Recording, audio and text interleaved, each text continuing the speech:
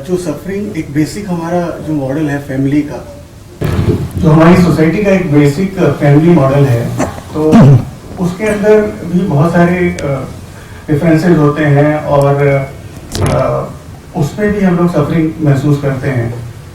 तो चाहे ना चाहे हमें वहीं रहना है और फिर जो हम लोग सफरिंग महसूस करते हैं, तो उसमें मेडिटेशन का क्या रोल हो सकता है कि फैमिली में और हार्मनी आए? मेडिटेशन का यही रोल हो सकता है कि वो जादू नहीं कर सकता, लोगों को समझना पड़ेगा। और मेडिटेशन से अगर वो एक्सपेक्ट करेंगे कि वो मेडिटेट करेंगे और एक दिन जादू हो जाएगा, इट विल नेवर हैपन।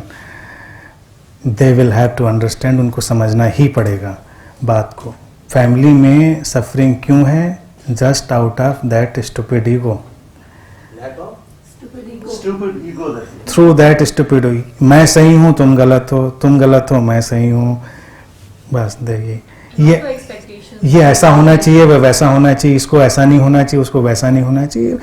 हमको पूरा पूरा एक्सेप्ट नहीं करना आता है लोगों को। लोग जैसे हैं उनको पूरा एक्सेप्ट करना है। लोग जैसे हैं वैसे ही हैं, उनमें कोई डिफरेंस नहीं है। फिर out of selfish motives, out of greed, out of fear हम लोग फाइट करते हैं।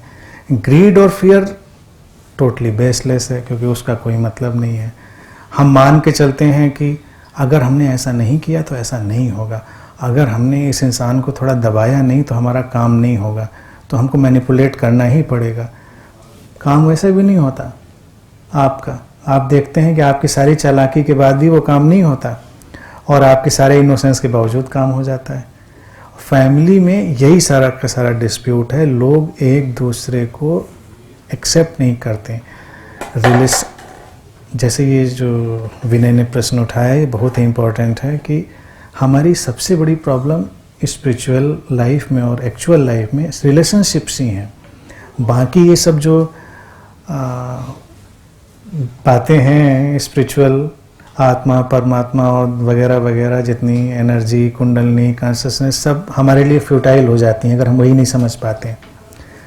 फंडामेंटली तो हम किसी का ह्यूमन बीइंग की तरह से ऑनर नहीं करते। सबसे बड़ी चीज़, हम लोगों को यूटिलिटी आइटम मानते हैं। हमको ये एक्सेप्ट करना पड़ेगा। एक आदमी हमारे सामने बैठता है, चाहे हमारा स्पाउस हो, हमारे पेरेंट्स हों, बच्चे हों, हम यूटिलिटी आइटम की तरह देखते हैं। कितना काम का आदमी है, कितना पैसा दे सकता है, ये हमारे कितने काम आएगा, ये तो क्या, ये हमारे काम क्या आएगा, बेकार आदमी है। तो हम ऐसे देखते हैं। डाइवोर्सेज भी इसी पे होते हैं। अब तुम मेरे लिए क्या कर सकते हो? तुम कुछ भी तो करने लायक नहीं हो, तुमने किया क्या मेरे लिए, चलो डाइवोर्स हो जाए। तो हम फिर वो उस तरह से मूव करते हैं। लोगों को, अभी एक आदमी बैठा हो और आपको उसका स्टेटस ना पता हो, आप उससे मिसट्रीट कर सकते हैं, मिसबिहेव कर सकते हैं, और वो अपना स्टेटस रिवील करे, आपकी आंखें खुलने लगती हैं। जो आंखें भी ऐसे होती हैं वो ऐसे बड़ी होने लगती हैं। ये रिलेशनशिप की प्रॉब्लम है, सफरिंग, क्योंकि हम ह्यूमन बीइंग को ह्यूमन बीइंग की तरह नहीं डील करते। आप उसको यूटिलिटी की तरह। एक इंसान आपकी लाइफ में है, अलाइव है, सब ट्रेमेंडस थिंग्स, मोस्ट ब्यूटीफुल थिंग। उस वैल्यूएबल गिफ्ट को देखिए, एंजॉय करिए। कल को वो नहीं होगा, फिर कल को तुम भी नहीं होगे फिर। तो रिलेशनशिप्स के लिए मेरी एक ही थेरेपी है। बाकी फिलॉसफी में जाएंगे तो वो 2 घंटे उस पर बात करेंगे। ऐसे किसी से बस मिलो जैसे ये बस आखिरी बार मिल रहे हैं। जब भी अपने लव्ड वन को देखो या किसी को, मान के यही चलो ये आखिरी मुलाकात है, लास्ट मीटिंग, कोई सफरिंग नहीं होगी। हम मानते भी 4 साल रहना है तो एक दूसरे की लाइफ को हमको हेल बनाना है।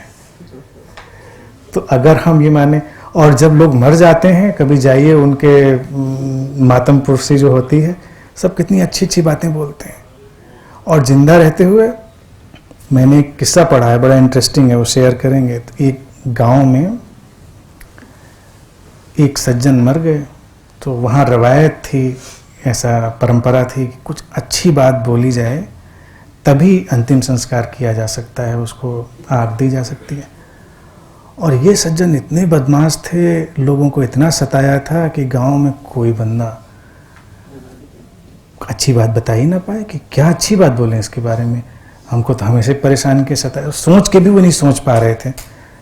तो एक सज्जन इंटेलिजेंट थे, वो उठे, उन्होंने कहा कि भाई अपने भाई की तुलना में देवता थे।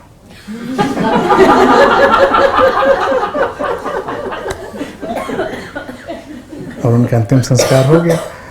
तो हम लोगों की जो रिलेशनशिप का बिहेवियर कुछ ऐसा ही है, उसको हटा के लोगों की लाइफ को वर्थ देना, उनकी जो लाइफ है। इसीलिए मैंने मेडिटेशन भी जो आज आपको दिया, उसको आप लोग घर पे भी प्रैक्टिस कर सकते हैं, एंजॉय कर सकते हैं। It's enjoying your aliveness. और जब आप अपनी अलाइवनेस को एंजॉय करते हैं, फील करते हैं, दूसरे के अलाइवनेस का रिगार्ड करते हैं। फंडामेंटल थिंग, कोई रिलेशनशिप में सफरिंग नहीं। यूटिलिटी ऑब्जेक्ट रिलेशनशिप को नहीं बनना है, और यूटिलिटी ऑब्जेक्ट हो इससे अच्छा अकेले रहना।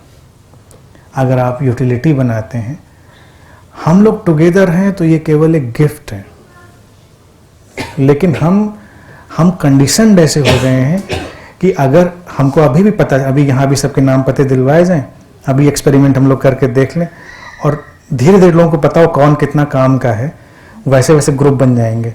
काम वाले लोगों की तरफ ज़्यादा ग्रुप बन जाएगा, बेकार वाले लोग उधर पड़े रह जाएंगे। That is our routine way actually. तो लाइफ का रिगार्ड करिए, लाइफ का रिगार्ड करिए, लाइफ में कभी कॉन्फ्लिक्ट नहीं होगा, कोई सफरिंग नहीं होगी।